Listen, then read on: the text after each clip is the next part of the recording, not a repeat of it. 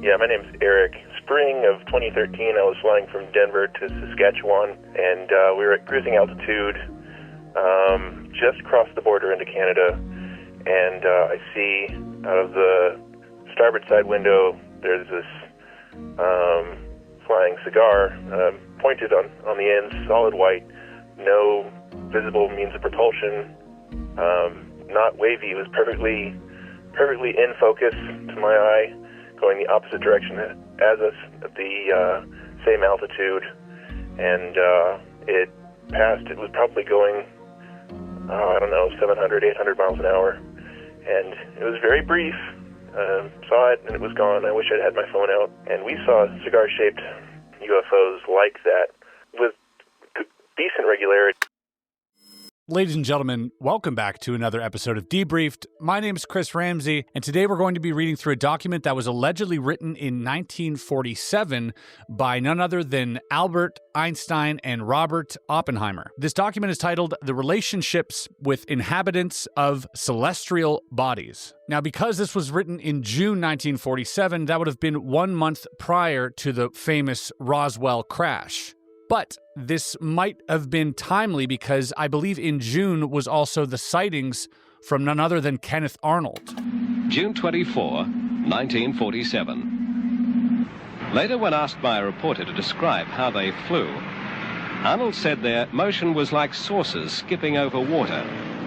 In the papers the next day, the world first saw the term flying saucer. I've seen something. Hundreds of pilots have seen something in the skies. We have dutifully reported these things. Those were kind of the first mass reported sightings of UFOs, where a fleet of UFOs was spotted as he was flying his airplane, and it made national headlines and was a bit of a precursor to the UFO craze. So after hearing all of that, allegedly, Robert Oppenheimer and Albert Einstein got together and put together sort of a game plan on what they thought the reason for the extraterrestrial visit might be. This document just kind of surfaced online. Nobody really knows the origins of the document. It didn't actually get released with the MJ-12, leak that was put out by Jamie Shandera and Stanton Friedman. This was independently released. Now, obviously, there are a lot of people out there that are going to put this in the hoax basket, which I totally understand. But as you know, Area 52, and once we're sat in this office with these documents, we'd love to suspend our disbelief because, as you know, belief sometimes gets in the way of a good story. So I'm looking forward to having a read-through. Now, I know a lot of you were very, very upset that was the end of the Lacerda files, and I appreciate all of you for watching that and supporting that. I had such a fun time reading through it, and I am currently looking into more discussions and alleged communications between extraterrestrial beings and, some very fortunate humans. Those documents are sprinkled around the internet. I have gathered them, and I am currently preparing a read-through on some heavier stuff regarding these documentations. But today, this is kind of a buffer. This one's going to be a little bit of a palate cleanser in regards to the alien agenda. And we got some other documents here that mention connections between UFOs, aliens, Albert Einstein, Robert Oppenheimer, which we'll get through prior to the main meat, just to lay the groundwork a little bit. But before we do this, folks, here's a word from our sponsors. Here at Area 52, we spend our time digging deep into secret projects, unexplained phenomena, and the digital shadows most people don't even know exist. But the deeper you go, the more eyes are watching. You see, I'm not just talking about government agencies or beings from Zeta Reticuli. I'm talking about data brokers. These faceless companies collect everything about you, your searches, your shopping habits, and even your location, then sell it off like it's clearance day at the Pentagon. That's why I use Incogni. You see, Incogni is a real-world solution to a very real problem. You give them permission once, and they start contacting dozens, sometimes hundreds of data brokers on your behalf, forcing them to delete your personal info. Not hide it, not mask it, delete it. It's your digital vanish routine, and it works. So click the link below at incogni.com/area52 and use code area52 to get 60% off an annual plan. You see, the truth is out there, but your data Doesn't have to be. All right, we paid the bills. Like this video, subscribe, hit the notification bell, and let's get into it. So we're just going to touch on Albert Einstein for a second here. The first time Einstein was asked about aliens was in the London Daily Mail in January 1920, where he is quoted saying, "There is every reason to believe that Mars and other planets are inhabited. Why should the Earth be the only planet supporting human life?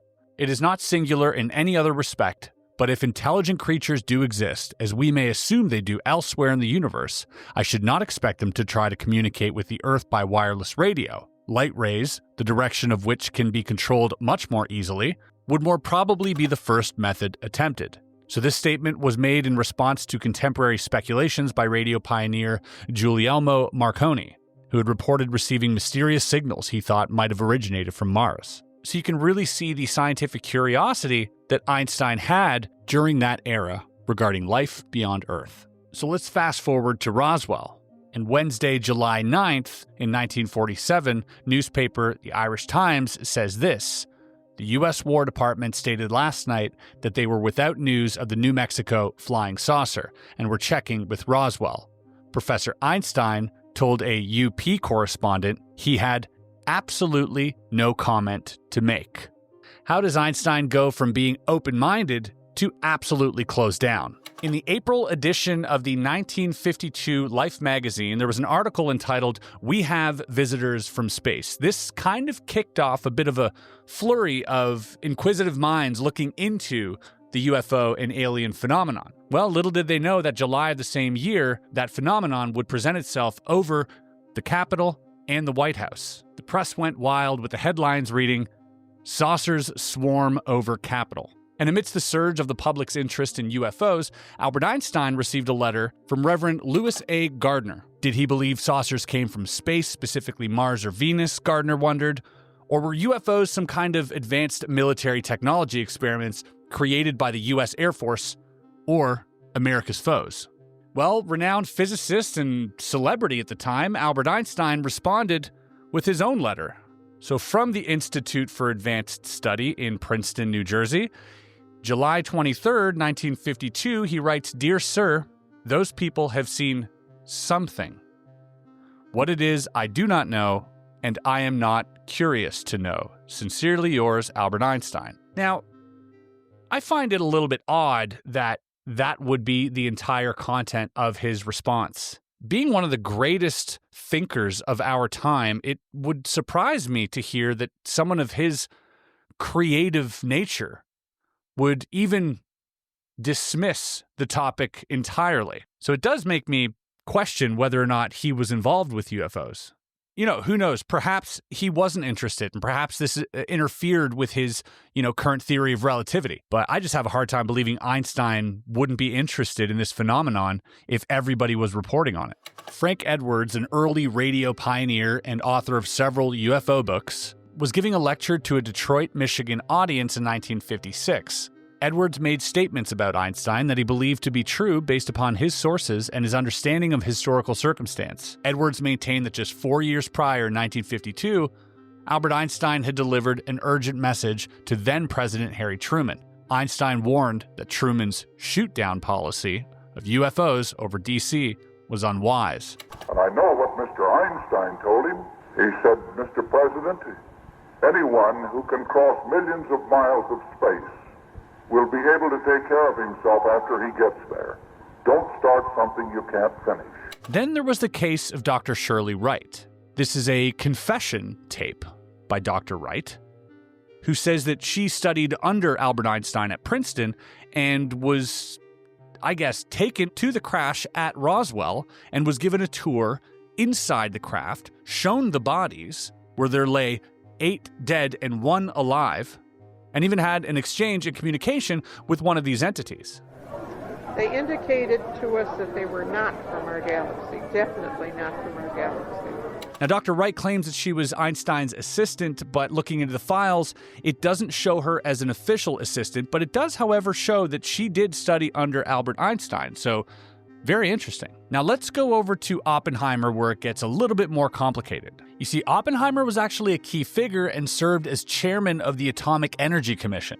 And for those of you in the UFO sphere, you know how important that was when it came to keeping secrets regarding anything that has to do with radioactive material, nuclear energy, to the private sector. Companies could basically maintain confidentiality over their process, effectively placing control of nuclear-related knowledge firmly within their own hands.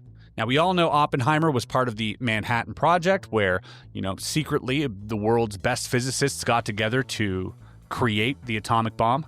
And if you were to create some type of group that were to study, let's say hypothetically, the UFO phenomenon, or even retrieve some of these crashed vehicles, you would have to consider Oppenheimer for the task.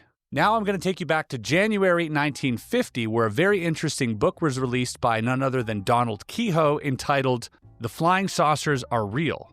Keyhoe was a former U.S. Marine Corps major. He suggested that the U.S. government was hiding the truth and claimed that high-level insiders like Air Force officials had retrieved crashed alien vehicles. Folks, this is January 1950, only a few years after Roswell.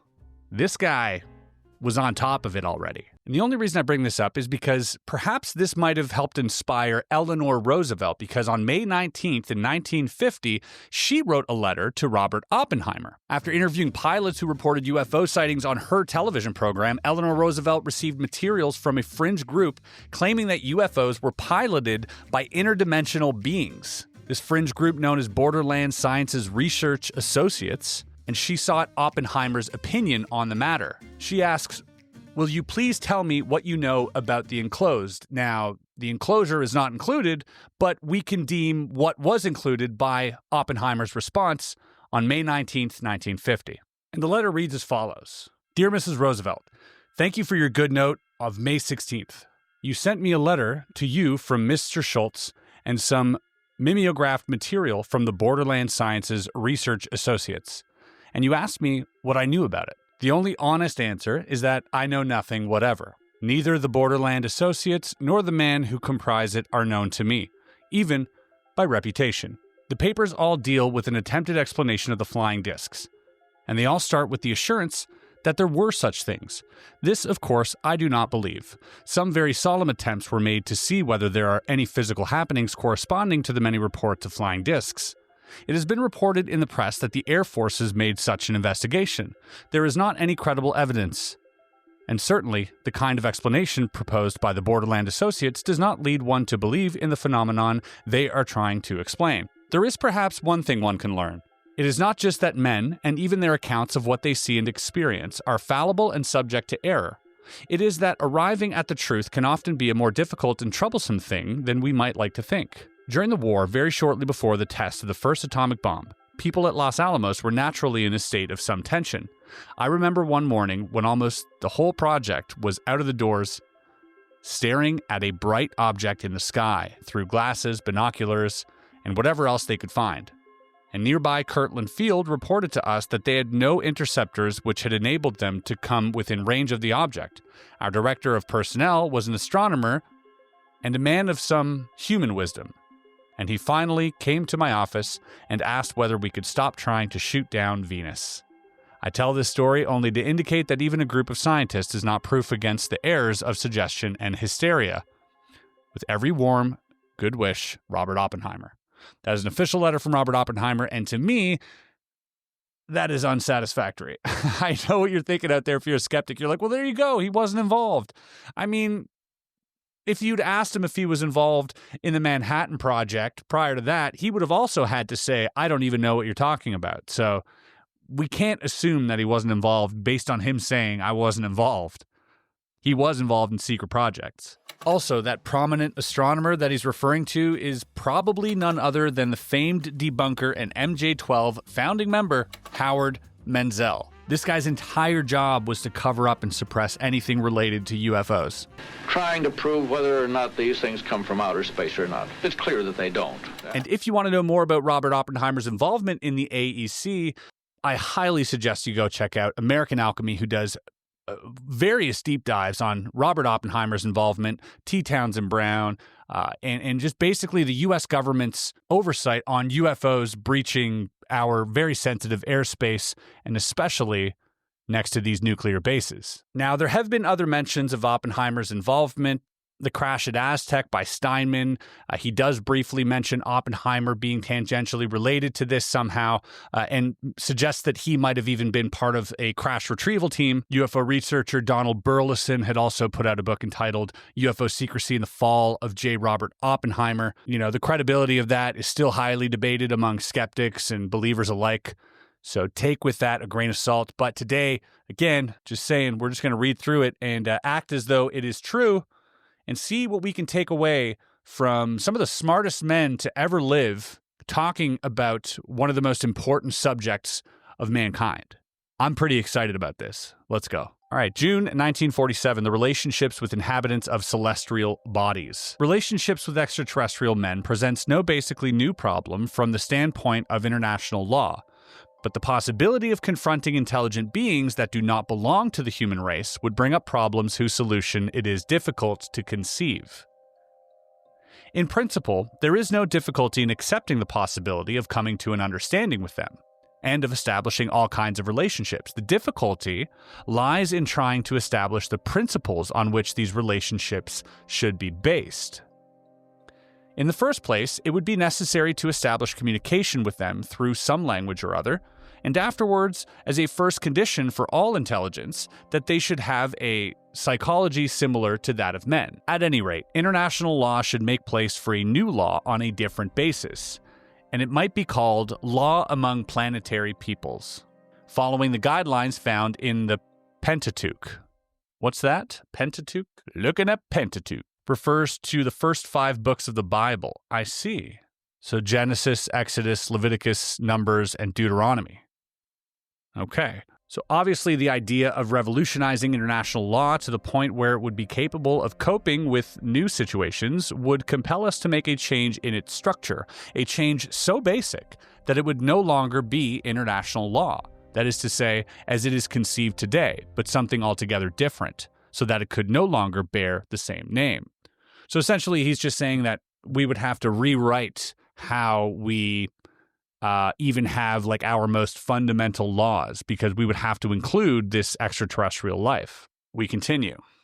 If these intelligent beings were in possession of a more or less culture and a more or less perfect political organization, they would have an absolute right to be recognized as independent and sovereign peoples.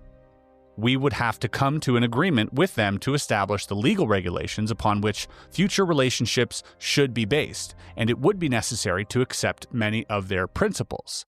All right, so basically, they're taking the side of compromise here. They are a people, they are sentient, they have rights, they probably have their own laws, and how do we integrate theirs with ours? Finally, if they should reject all peaceful cooperation and become an imminent threat to the Earth, we would have the right to legitimate defense, but only insofar as would be necessary to annul this danger.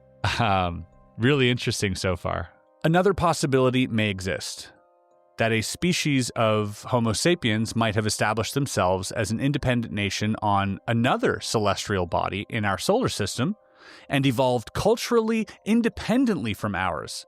Obviously, this possibility depends on many circumstances, whose conditions cannot yet be foreseen. However, we can make a study of the basis on which such a thing might have occurred. Okay, so now, basically, they'll start speculating on what if humans lived on another celestial body in this solar system, i.e. Mars or Venus, and grew up with a different cultural society. How would that affect their laws? And now we get into some speculative territory, which I'm all about. In the first place, living conditions on these bodies, let's say the moon or the planet Mars, would have to be such as to permit a stable and, to a certain extent, independent life from an economic standpoint.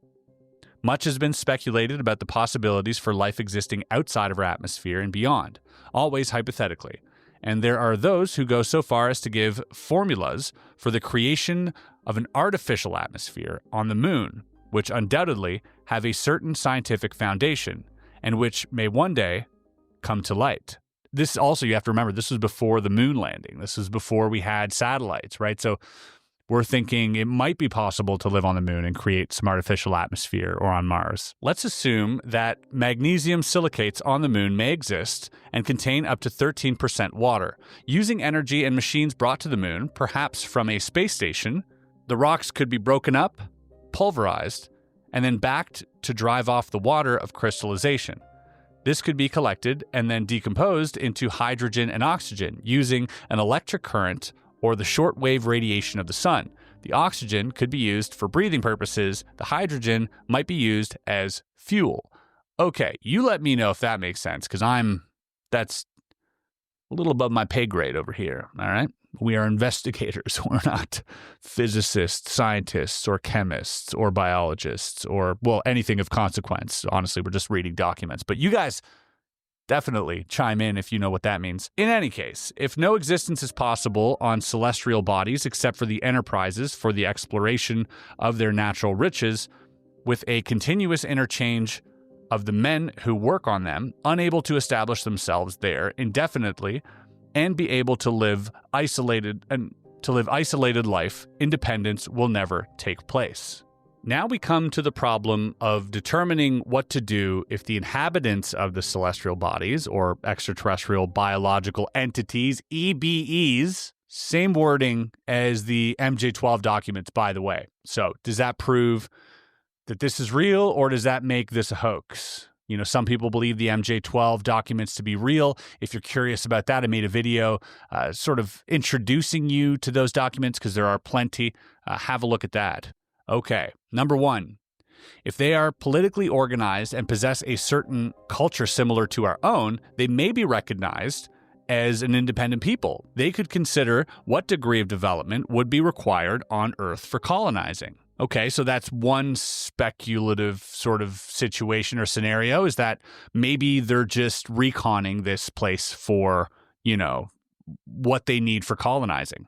Number two, if they consider our culture to be devoid of political unity, they would have the right to colonize. Of course, this colonization cannot be conducted on classic lines. Okay, so if they see us having too much strife and they see all the battles happening here, it'll sort of give them the right to come and colonize and take over and clean up this mess. A superior form of colonizing will have to be conceived. That could be a kind of tutelage, possibly through the tacit approval of the United Nations. But would the United Nations legally have the right of allowing such tutelage over us in such a fashion? Very strange to consider that they're like, well, they have the right to colonize. A slippery slope. A, although the United Nations is an international organization, there is no doubt that it would have no right of tutelage, since its domain does not extend beyond relationships between its members. It would have the right to intervene only if the relationships of a member nation with a celestial body affected another member nation with an extraterrestrial people is beyond the domain of the United Nations. But if these relationships entailed a conflict with another member nation, the United Nations would have the right to intervene. So basically, only if a member nation were to attack another member nation could the UN intervene. B, if the United Nations were a supranational organization, it would have competency to deal with all problems related to extraterrestrial peoples. Of course, even though it is merely an international organization, it could have this competence if its member states would be willing to recognize it. Okay. It is difficult to predict what the attitude of international law will be with regard to the occupation by the celestial peoples of certain locations on our planet. But the only thing that can be foreseen is that there will be a profound change in traditional concepts. Yeah, I would think so. We cannot exclude the possibility that a race of extraterrestrial people, more advanced technologically and economically, may take upon itself the right to occupy another celestial body. How then would this occupation come about? By the way, I believe this letter was written for the president, but pending approval. And this was written in June 47, so this would have been written to Harry Truman at the time. They're kind of just speculating what the international law would be in regards to the occupation of celestial peoples. So number one, the idea of exploitation by one celestial state would be rejected. They may think it would be advisable to grant it to all others capable of reaching another celestial body, but this would be to maintain a situation of privilege for these states. 2. The division of a celestial body into zones and the distribution of them among... Oh, I see. Okay, hold on. So they're trying to predict what it would look like if they were to come here and demand, some type of sovereignty over the land, or demand, that they acquired some of our land in this colonization effort. And this is kind of what that would look like. So 1, the idea of exploitation by one celestial state would be rejected. 2, the division of a celestial body into zones and the distribution of them among other celestial states. This would be present the problem of distribution. Moreover, other celestial states would be deprived of the possibility of owning an area, or if they were granted one, it would involve complicated operations. 3, indivisible co-sovereignty, giving each celestial state the right to make whatever use is most convenient to its interest, independently of others. This would create a situation of anarchy. The strongest one would win out in the end. And 4, a moral entity. The most feasible solution, it seems, would be this one. Submit an agreement providing for the peaceful absorption of a celestial race in such a manner that our culture would remain intact with guarantees that their presence not be revealed. Whoa. Actually, we do not believe it necessary to go that far. It would merely be a matter of internationalizing celestial peoples and creating an international treaty instrument preventing exploitation of all nations belonging to the United Nations. Okay, so kind of giving them land and being like, just don't interfere with our stuff. Leave us alone, or go underground, I guess. I don't know. Occupation by states here on Earth, which has left all interest for international law. Since there were no more res nullius territories, not sure what that means, is beginning to regain all its importance in cosmic international law. Occupation consists in the appropriation by a state of res nullius. What is res nullius? A thing of no one, or property belonging to no one. I see. Appropriation by a state of which has left all interest for international law, since there were no more res nullius territories. So there are no states that belong to no one. So you can't give them that, obviously. Until the last century, occupation was the normal means of acquiring sovereignty over territories.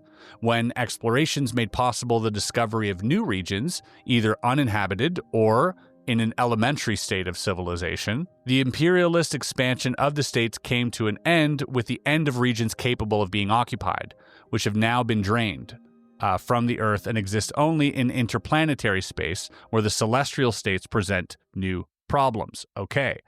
So they're saying like there's nothing left to give them here. The only things that aren't claimed are the celestial bodies. Res nullius is something that belongs to nobody, such as the moon. In international law, a celestial body is not subject to the sovereignty of any state is considered res nullius. If it could be established that a celestial body within our solar system, such as our moon, was or is occupied by another celestial race, there could be no claim of res nullius by any state on Earth, if that state should decide in the future to send explorers to lay claim to it. It would exist as res communis, that is, that all celestial states have the same rights over it. And now to the final question of whether the presence of celestial astroplanes in our atmosphere is a direct result of our testing atomic weapons. The presence of unidentified spacecraft flying in our atmosphere and possibly maintaining orbits about our planet is now, however, accepted as de facto by our military. Okay. That's a bold claim by Oppenheimer and Einstein right there, if true. On every question of whether the United States will continue testing of fission bombs and develop fusion devices, hydrogen bombs, or reach an agreement to disarm and the exclusion of weapons that are too destructive, with the exception of chemical warfare, on which, by some miracle we cannot explain, an agreement has been reached. The lamentations of philosophers, the efforts of politicians, and the conferences of diplomats have been doomed to failure and have accomplished nothing. The use of the atomic bomb, combined with space vehicles, poses a threat on a scale which makes it absolutely necessary to come to an agreement in this area. With the appearance of unidentified space vehicles, opinions are sharply divided as to their origin. Over the skies of Europe and the United States has sustained an ineradicable fear, that is, an anxiety about security that is driving the great powers to make an effort to find a solution to the threat. Okay, basically these people are scrambling right now. Governments are jumping on this thing, like, what do we do? How do we contain it? How do we exploit it? How do we control it? Where do we put it? What do we do with it? What do we tell the public? All of the above. Military strategists foresee the use of spacecraft with nuclear warheads as the ultimate weapon of war. Even the deployment of artificial satellites for intelligence gathering and target selection is not far off. The military importance of space vehicles, satellites, as well as rockets is indisputable, since they project war from the horizontal plane to the vertical plane in its fullest sense. Attack no longer comes from an exclusive direction, nor from a determined country, but from the sky, with the practical impossibility of determining who the aggressor is, how to intercept the attack, or how to effect immediate reprisals. These problems are compounded further by identification. How does the air defense radar operator identify, or more precisely, classify this target? Great questions. Now, this is interesting that we're mentioning satellites, because the first satellite, I think, was like the Sputnik in like 1957. And so the fact that they're mentioning satellites here is kind of interesting. This is supposed to be 1947. So unless they know something we don't, or this is a hoax, you know. However, the idea of satellites did exist in 1947. But only among forward-thinking scientists and military planners, but no artificial satellites had been launched yet, and most people wouldn't have been aware of them. I see. So these ideas were already being floated around by the scientific elite and military establishments. Very interesting. So not debunked. Thought I got them on that one. At the present, we can breathe a little easier knowing that slow-moving bombers are the mode of delivery of atomic bombs that can be detected by long-range early warning radar. But what do we do in, let's say, 10 years from now, when artificial satellites and missiles find their place in space? We must consider the potential threat that unidentified spacecraft pose. One must consider the fact that misidentification of these spacecraft for an intercontinental missile in a re-entry phase of flight could lead to accidental nuclear war with horrible consequences. That's very interesting because there is actually an agreement between Russia and the United States, and in that agreement, they speak about unidentified aerial phenomenon being mistaken for a potential nuke. So in the event that a UFO shows up on either radar of either country, they must notify each other and ask each other if that was them, which I find completely ludicrous, because if you were to launch a missile, you know, and they ask you, hey, is that a UFO? Like, you would probably say, yeah, it's a UFO. Don't worry about it. But he makes a fair point here, obviously. Very smart man. Lastly, we should consider the possibility that our atmospheric tests of late could have influenced the arrival of celestial scrutiny. They could have been curious or even alarmed by such activity. And rightly so, for the Russians would make every effort to observe and record such tests. And I mean, you know, that's the thing. When people say, well, why are there so many sightings in the United States? Oh, it's so weird that it's in the United States. I mean, it isn't that weird when you think about it. Who is the nuclear power of the world? But not only nuclear, who was developing radar before anyone else? Who was playing with high-powered lasers? Who was launching the most satellites? And where would that be happening? Well, it would be happening probably up and around Los Alamos, in Sandia Labs or White Sands. That's where you would want to be if you were observing this planet and figuring out what it is we're doing. That's where you would show up. That's where you would crash. In conclusion, it is our professional opinion, based on submitted data, that this situation is extremely perilous, and measures must be taken to rectify a very serious problem are very apparent. Respectfully, Dr. J. Robert Oppenheimer, Director of Advanced Studies at Princeton, and Professor Albert Einstein, Princeton. His response is recorded, or the response here is recorded underneath this letter, and it says, myself and Marshall have read this, and I must admit there is some logic. but I hardly think the president will consider it for obvious reasons. I understand Oppenheimer approached Marshall while they attended ceremony at redacted. As I understand it, Marshall rebuffed the idea of Oppenheimer discussing this with the president. I replied to Gordon, and he agreed. Okay. Basically saying, not sure we should send this to the president. But all of that might be for naught, because 1 month later, there would be a crash, at least one crash, if not two, in Roswell, New Mexico. 8 months later, a crash in Aztec, New Mexico. And several UFO investigators would be born, and we would begin the long history of ufologists and the study of UFOs, and the infernal, incessant, and eternal battle that is fought between them and the powers that be. Whew, that was an interesting read. I hope you enjoyed this little read through. Shorter video than you're used to. However, I thought it was very, very interesting nonetheless. Again, I think I would find that Oppenheimer would be possibly more involved in the UAP or UFO subject than Albert Einstein was. Albert Einstein's refusal to be part of the Manhattan Project, probably signaled to the U.S. government that he could not be trusted.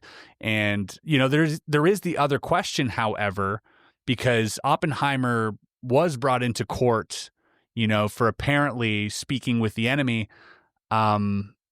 Was that a front to, when his security clearances were stripped? Was that just a front while he was sort of backdoor reverse engineering these crafts, and maybe the heat was taken off him? I don't know. Or was he completely excluded from any UFO talks? But there are many, many scientists of that age, of that era, that were possibly involved, including all of the members or some of the members of MJ-12, like you had Dr. Vannevar Bush and Detlef Gronk, and so many others. But there's clearly an interest in UFOs. And if you were part of the government back then, or the Air Force, or what have you, seeing something or hearing something as alarming as a UFO crash in Roswell and the sightings of Kenneth Arnold, and then subsequently the crash at Aztec and all these other stories that would start surfacing, you would have to take an interest. And obviously they did. They formed, Project Grudge, which turned into Project Blue Book, but there were so many other facets of the military, Air Force, Navy, that were affected by the ongoings post-nuclear threat.